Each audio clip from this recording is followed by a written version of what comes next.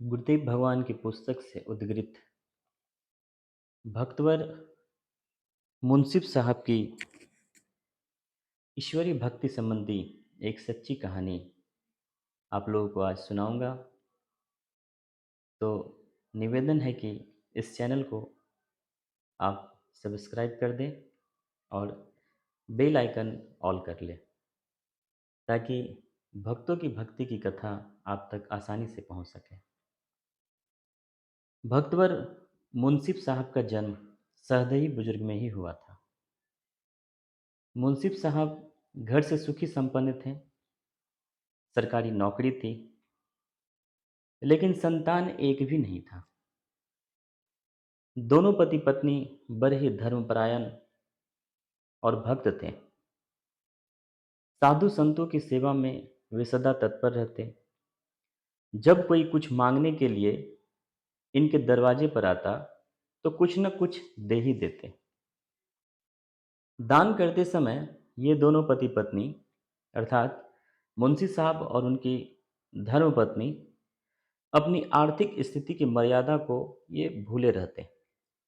फलतः धीरे धीरे संपत्ति का ह्रास हो गया। केवल वेतन पर ही निर्भर रहने लगे। समय बीता, नौकरी से रिटायर हो गए, पेंशन मिलने लगा, लेकिन उदार स्वभाव होने के कारण पेंशन के पैसे को भी साधु संतों की सेवा में लगा देते। उनको भोजन करा देते, दीन दुखियों को दान कर देते। मुंशी साहब की पत्नी के पास कई स्वर्ण आभूषण थे, लेकिन साधु संतों और दीन दुखियों की सेवा के कारण सब बिक गए थे। हाथ में सिर्फ एक सोने का बाला ही रह गया था। गांव के लोग भी किसी साधु संत के आने पर सीधे मुंशी साहब के यहाँ ही भेज देते और ये भी उनकी सेवा में लग जाते।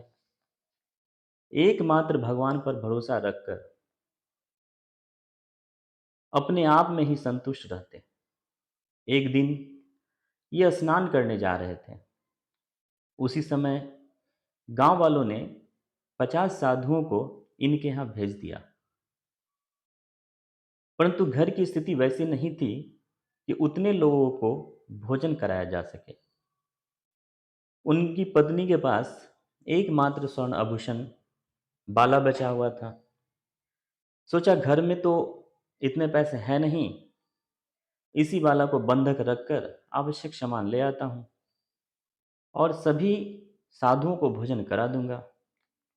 यह सोचकर पत्नी के पास जाकर खड़े हो गए और अपनी पत्नी से बोले, तुम यह स्वर्ण वाला मुझे दे दो। इसे बंधक रखकर अभी साधुओं के लिए भोजन सामग्री ले आता हूं, पीछे छुड़ाकर तुम्हें वापस दे दूंगा। पत्नी ने तुरंत ही बाला खोलकर दे दी और उन्होंने साधुओं को भोजन से तृप्त किया। थोड़े से पेंशन में और उदारतापूर्ण व्यवहार के कारण पैसे बच नहीं पाते थे कि बाला छुड़ाई जा सके। पत्नी जब तब यह चर्चा चला देती कि आपने तो कहा था कि बाला छुड़ा कर दे देंगे, पर दे कहाँ रहे हैं।